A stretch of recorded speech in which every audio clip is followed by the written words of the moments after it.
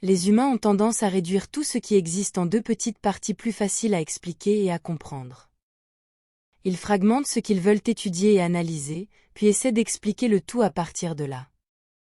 C'est une stratégie de pensée inhérente à tous les êtres pensants qui, en tant qu'individus limités, sont limités par leur propre perception et compréhension. Par conséquent, ils restreignent logiquement les résultats de leurs tentatives de compréhension à leurs propres limites personnelles en tant qu'individus. C'est pourquoi plus une personne est consciente et comprend, plus son cadre de compréhension sera grand et elle comprendra plus précisément le monde dans lequel elle vit, qui l'entoure et tout ce qu'elle essaie de comprendre. Ce fait ou ce problème est très évident dans le cas de la science terrestre. Le système d'analyse de l'homme, appelé méthode scientifique, n'est valable que dans un cadre de compréhension préalablement spécifié, mais il ne pourra pas expliquer ce qui reste en dehors de ce système de pensée, car le cadre perceptuel de la méthode scientifique dépend directement des personnes qui l'utilisent, ainsi que de leur système de croyances et de valeurs, ou de ce qu'ils perçoivent par accord comme réel ou non réel, possible ou impossible.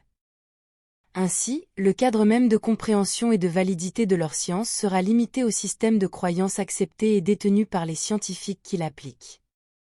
Dans le cas de la Terre, c'est ce que nous appelons le système de croyances et d'accords qui forme cette matrice terrestre, où le système de croyances et les conclusions tirées de sa méthode scientifique ne s'appliquent que dans cette matrice, mais pas à ce qui est au-delà, à l'extérieur, car cela n'est pas encore accepté comme existant, encore moins compris par les habitants de la dite matrice.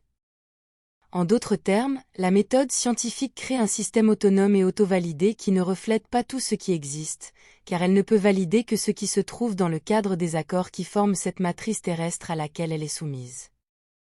Que l'ensemble des accords qui constituent la matrice terrestre s'étendent ou non dépend d'un groupe d'entités humaines et non humaines appelées contrôleurs de la Terre, qui n'autorisent pas l'expansion de la conscience nécessaire pour comprendre des concepts et des vérités qui sont en dehors de ce qu'ils veulent, et ils le veulent ainsi dans un but de contrôle et d'exploitation de la population. Leur principal moyen d'y parvenir est d'utiliser la validation institutionnelle, en contrôlant ce qui est réel et ce qui ne l'est pas, ce qui est possible et ce qui ne l'est pas.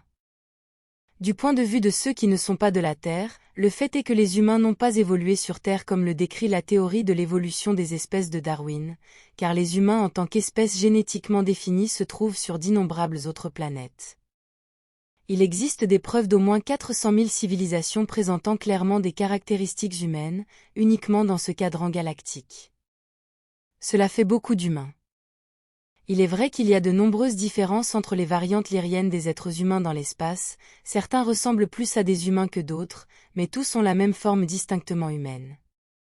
Et beaucoup de ces civilisations sont composées d'êtres ayant l'apparence et la génétique exacte des humains terrestres, ne diffèrent que par de légères mais parfois importantes marques génétiques, mais habillés d'un simple t-shirt, ils passeraient pour de simples êtres humains terrestres dans n'importe quelle gare routière.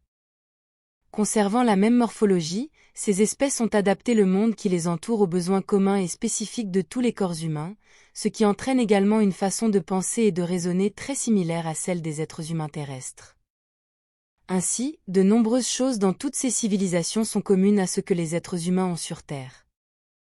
La même façon de penser entraînera des vêtements similaires, des chaussures, des gadgets, etc. Une chaise est une chaise, que ce soit sur Terre ou sur Alpha Centauri. Et il y a seulement tant de choses que l'on peut faire avec un t-shirt. La compréhension commune parmi les civilisations humaines non terrestres est que les êtres humains en général, en tant que race, viennent initialement de planètes qui orbitent autour de l'étoile Vega dans la constellation de la Lyre.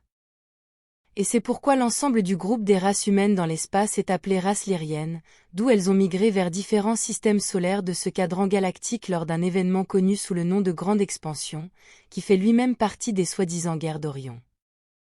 Cependant, l'être humain en tant qu'espèce existait déjà avant ces événements, et il existe également des preuves qu'en même temps qu'à Vega, ils habitaient également de nombreuses autres planètes et endroits. Cela est très difficile à calculer car le temps lui-même est très flexible lorsqu'il est en dehors d'un cadre établi. Dans un contexte tel que, par exemple, la perception de la vitesse du passage du temps sur une planète spécifique.